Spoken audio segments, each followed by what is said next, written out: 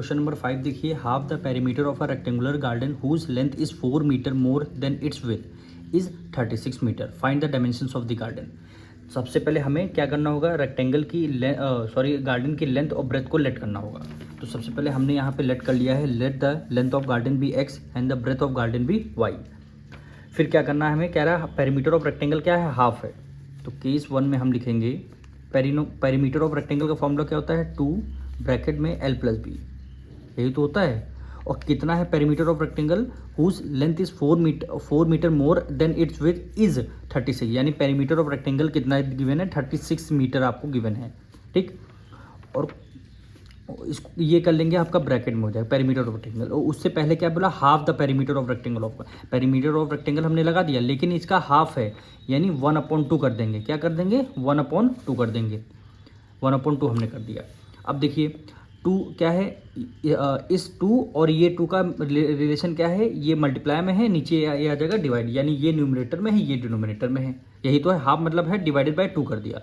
तो इस 2 से ये 2 आपका कैंसिल हो जाएगा, क्या बचेगा, केवल एल बचेगा। एल को हमने क्या लेट किया है, एक्स लेट किया है, प्लस ब्रेथ को हमने वाई लेट किया है, वाई हो जाएगा।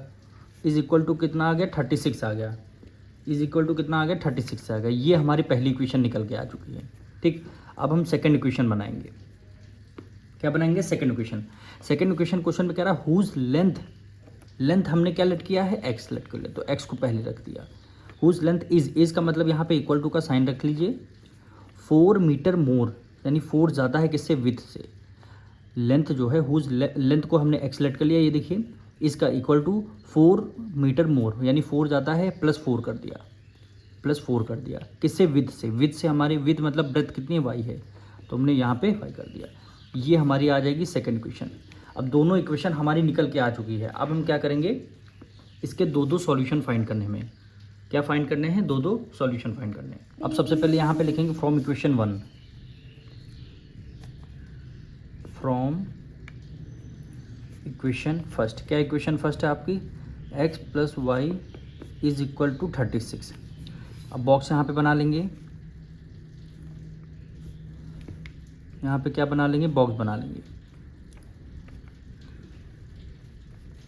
ये आपका x है, ये आपका y है। ठीक, अब हमें क्या करना है, x की वैल्यू 0 पुट करनी है। x की वैल्यू 0 पुट करने पर y इक्वल टू 36 आ जाएगा। y की वैल्यू कितनी आ गई, 36 आ चुकी है। देखिए x की वैल्यू 0 पुट करने पर y की वैल्यू 36 है, यानी x की वैल्यू हमने 0 रखा, तब हमारी y की वैल्यू 36 आ चुकी है। ठीक, अब हम फिर एक बार इसका एक और सॉल्यूशन निकालेंगे, यानी x plus y is equal to 36 हो गया। ठीक, इस बार हमें क्या करना है, y की वैल्यू 0 रखनी है, y की वैल्यू 0 रखनी है। हमने क्या किया, y की वैल्यू 0 रख दिया, x एज इट इज़ हो गया, इज इक्वल टू 36 हो गया। तो x की वैल्यू कितनी आ जाएगी, 0 की कोई वैल्यू नहीं, x की वैल्यू 36 आ जाएगी। यानी y की वैल्यू 0 रखने पर x की वैल्यू कितनी आ गई, 36 आ जाएगी। y की वैल्यू 0 रखने पर x की वैल्यू 36 आ चुकी है। ये आपका फर्स्ट इक्वेशन का एक सॉल्यूशन आ गया, ये आपका फर्स्ट इक्वेशन का एक सॉल्यूशन आ गया। अब हम क्या करेंगे, सेकंड इक्वेशन का एक सॉल्यूशन लेंगे, यानी फ्रॉम इक्वेशन 2 लिख देंगे, फ्रॉम इक्वेशन 2। इक्वेशन 2 हमारी क्या है, x is equal to y plus 4, यही तो है। इसमें क्या करना है, सॉल्यूशन यहाँ पे लिख लेंगे।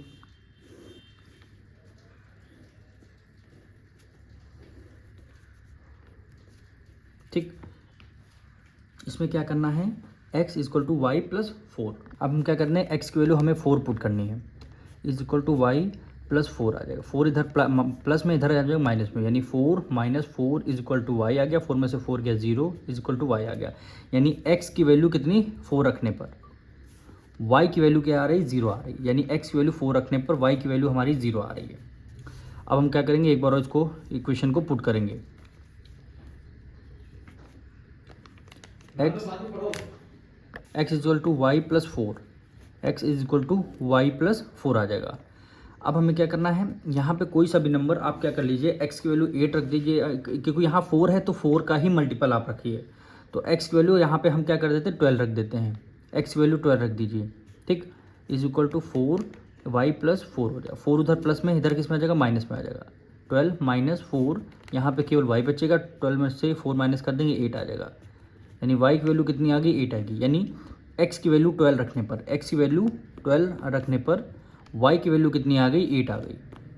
ये हमारी सेकंड इक्वेशन के 2 सॉल्यूशन आ गए। अब हम क्या करेंगे, इसको ग्राफ में पुट करना है। अब हमारी देखिए फर्स्ट इक्वेशन के 2 सॉल्यूशन है, यानी x की वैल्यू 0 होगी और y की वैल्यू 36 हो जाएगी। यानी x की वैल्यू 0, y की वैल्यू 36, यानी 0,36 होगा। तो सबसे पहले हमें क्या करना है, ये हमने ग्राफ बना लिया है। आपको x y एक्सिस पे भी 4 के मल्टीपल लेने हैं और x एक्सिस पे आपके 4 के मल्टीपल लेने हैं, यानी 4 2 8 4 3 इसी तरह करना है।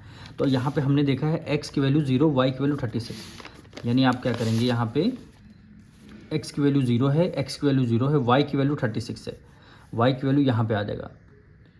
तो इसको क्या पुट करेंगे, 0,36, 0,36 आपका हो जाएगा। फिर आपका सेकंड वो क्या कर रहा है, x की वैल्यू 36 है, y की वैल्यू 0 हो जाएगी, यानी x की वैल्यू 36, यानी x की वैल्यू 36 और y की वैल्यू यहाँ पे देखिए 0 हो जाएगी। तो एक आपका यहाँ पे आ जाएगा, क्या रहे बोलेंगे 36,0 हो जाएगा। अभी देखिए 2 सॉल्यूशन मिलेगा। अब इसको लाइन खींच दीजिए आप। अब क्या करना है, इसको लाइन खींचना है, पॉइंट से पॉइंट हमने क्या किया, इसको यहाँ पे ज्वाइन कर दिया। ठीक, ये हमारी फर्स्ट इक्वेशन के 2 सॉल्यूशन आ गए। अब हम क्या करेंगे, सेकंड इक्वेशन हमारी क्या है, ये देखिए x की वैल्यू 4 रखनी थी, y की वैल्यू 0, यानी x की वैल्यू 4, y की वैल्यू 0। ये देखिए x की वैल्यू 4, y की वैल्यू 0, यानी यहीं पे आ जाएगा। क्या लिखेंगे, 4,0 आ जाएगा, क्योंकि x पे 4 होगा, y पे क्या हो जाएगा 0 हो जाएगा। ठीक, अब सेकंड सॉल्यूशन क्या कर रहा है,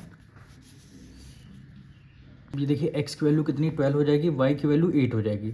x की वैल्यू 12 रखनी है, यानी यहाँ पे देखिए x की वैल्यू 12 रखनी है, y की वैल्यू कितनी हो जाएगी 8 हो जाएगी, यानी x की वैल्यू 12, y की वैल्यू 8, यानी ये पॉइंट आपका यहाँ पे आ रहा है, यानी क्या लिख देंगे 12,8 हो जाएगा। ठीक, अब इसको दोनों पॉइंट को ज्वाइन कर देंगे।